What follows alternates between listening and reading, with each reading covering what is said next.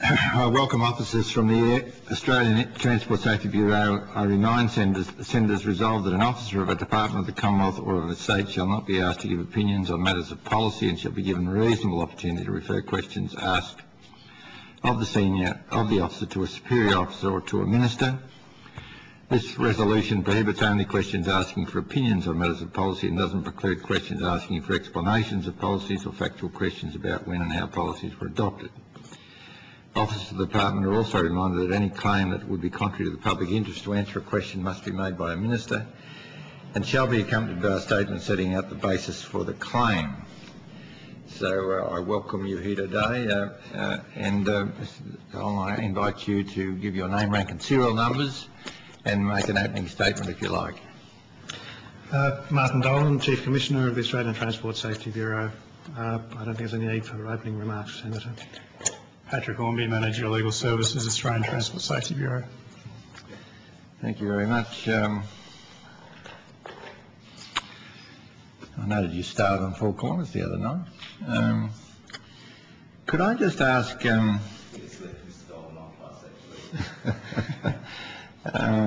thought he came up pretty good. We've just had some questions about stick shake events in the Qantas Link range of planes. Could you give us a run through of your perspective on what precautions have been taken and what may need to happen to satisfy yourselves that there's a cure to this? We're currently undertaking an investigation into a recent stick shaker event involving a Dash 8 aircraft, Senator. So until we've completed that, there are some areas that probably we won't be able to give you a definitive answer on. That said, the comparatively small number of safety relevant stick shaker events, the area that we're most interested in and was reflected in the report we put out on the December the 26th, 2008 incident, go to appropriate training and management in the cockpit to prevent the stick shaker happening in the first place, the incipient stall coming into place. From what we've seen, steps are being taken within Qantas Link to deal with that. We will make further inquiries as we conduct our current investigation. Again, this is only one pilot, but I was stopped at an airport by a Qantas Link captain, and he spoke to me about the stick shaker incidents, and his opinion, for what it's worth, is that he thought that there was the difference between the Dash 8s and the Q400s is such that there needs to be some additional training. They felt, there was a feeling amongst that captain, and he said it was shared by some of his colleagues, that he thought that there may have been some more differential training between the Dash 8s and the Q400s in terms of dealing with stick shaker incidents, because the aircraft are slightly different. I think Captain Davey from Qantas Link fairly set that out. Is that a factor that the ATSB would be looking at? The incidents we're most interested in, Senator, relate to the 300 series rather than the Q400. But the difference between the training between the Dash 8s. I understand the point you're making. I'm just making the point that we have focused on the incidents that have occurred in 300s because they're the ones that have come to attention. But I would be happy to ensure that our investigation looks at that issue of any potential risk that comes from the different arrangements in the 300 and 400 series aircraft. Yeah, so that's one of the things you're looking at in terms of the levels of training. We're looking at the risk factors that lead to these situations and might have a potential influence on how they're handled when the stick shaker actually occurs. And do you go back to the manufacturer, sorry Chair, do you go back to the manufacturer Bombardier in relation to this? We've not seen anything at this stage, Senator. that leads us to the view that there is a manufacturing design or mechanical problem. I'm sorry, let me make this clear. I wasn't implying that in any way. What I want to, as I understand it, Bombardier have liaised with Qantas Link and with other airlines, not suggesting a design fault at all, but whether issues of training and related issues might be beneficial in terms of dealing with these incidents.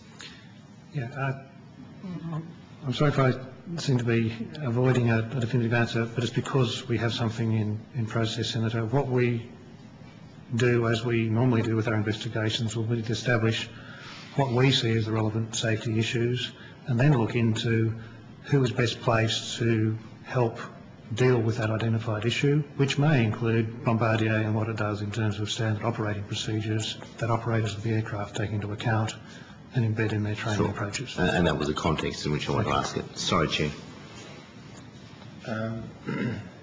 Senator Ronnie, you've got a stick-shake question?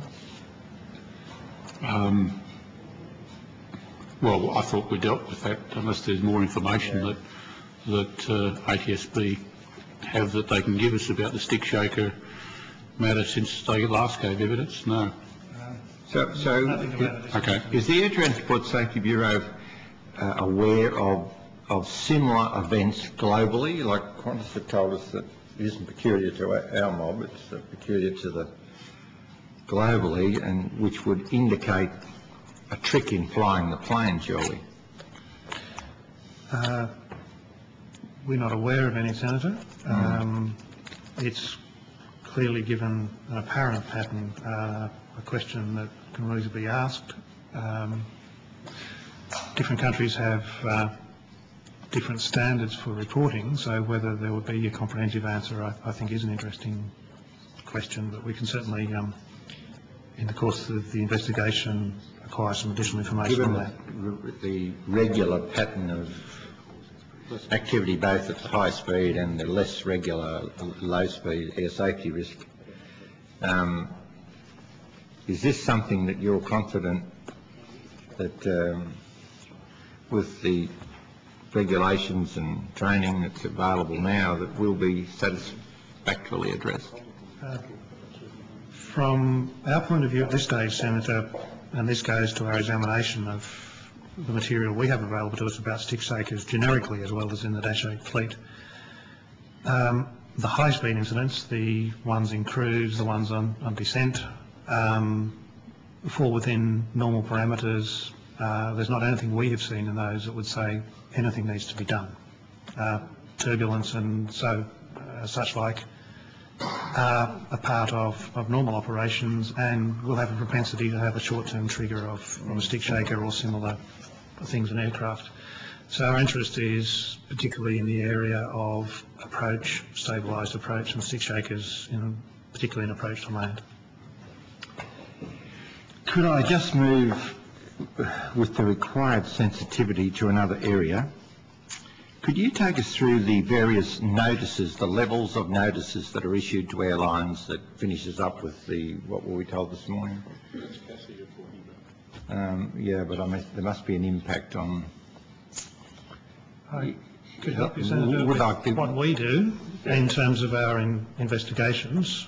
There's a set of things that our colleagues in the Civil Aviation Safety Authority do in terms of their audits and what response they expect from operators to those. What we do is identify through our investigations safety issues, and depending on the severity of the safety issue, we will draw attention to an issue that we suggest could be dealt with, but we don't consider particularly significant. If it's a significant issue, we'll issue either an advisory notice or, if necessary, a formal recommendation. A formal recommendation brings with it a responsibility on whoever we make the recommendation to respond within 90 days as to what they're going to do about our recommendation. So is that the foundation stone of a show cause notice? No, Senator. A show cause notice is CASA looking at compliance with the Civil Aviation Act, the regulations and orders, and asking someone essentially to give evidence as or information as to why action should not be taken against them because there is a prima facie breach of their responsibilities under the Act. Could involve what? Immediate remedial action or? Well, show cause notices, as I understand them, Senator, and I'm outside my formal responsibilities here, is the regulator indicating it intends to take the most severe possible action, i.e. removing a permission to operate. So are you aware of these something that has happened in the past and, you know, on an irregular basis, or is it a very irregular event to be given a show cause? From the best of your knowledge? From the best of my knowledge, Senator, it's a comparatively rare event, and it normally comes out of either an egregious breach of responsibilities or an ongoing pattern of failure to comply that leads to serious safety concerns. Egregious is not a word you use lightly, I take it. No, I thought about using it, Senator, and I think it's the correct one. Yep. So, to work up the case for a show cause, would Air Transport Safety Bureau have input into the case? No, Senator.